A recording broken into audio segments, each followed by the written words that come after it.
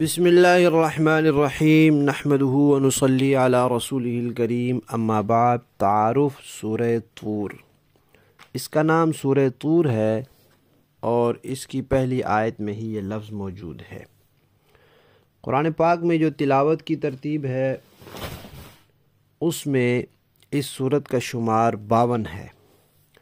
اور جو نزول کی ترتیب ہے اس میں اس سورت کا شمار 76 ہے۔ 2 رکوع، 49 1 کم 50 آیات، 319 کلمات اور 1334 حروف ہیں۔ یہ مکی صورت ہے۔ طور پہاڑ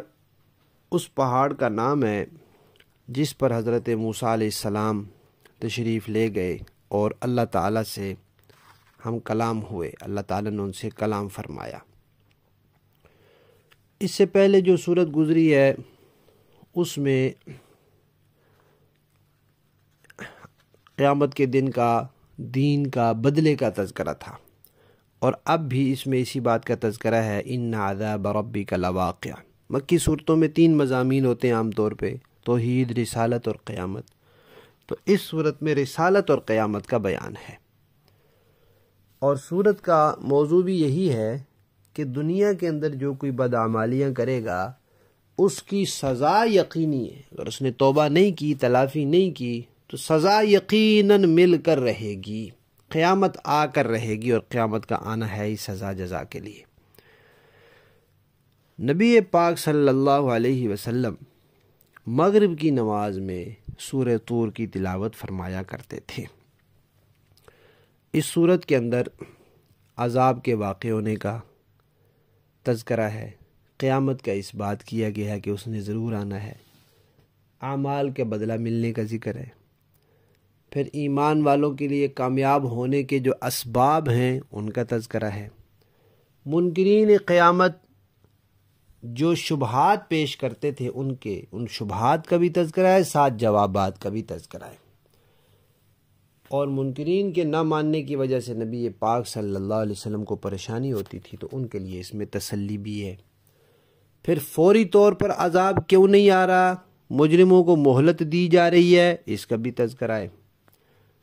اور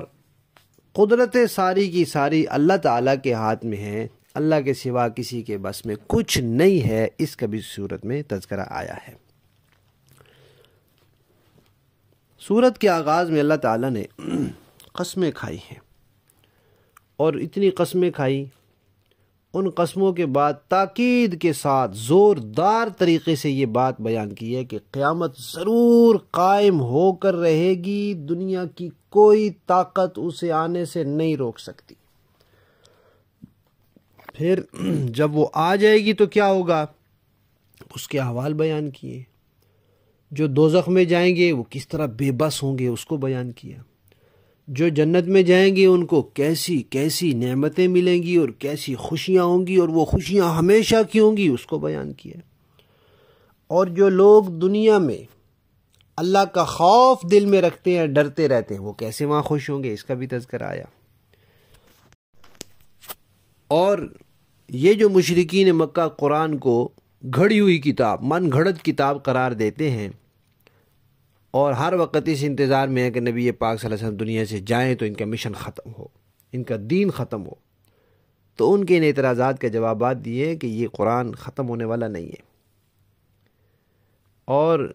مشرکین سے سوالات بھی کیے، اور ایسے لاجواب سوالات ہیں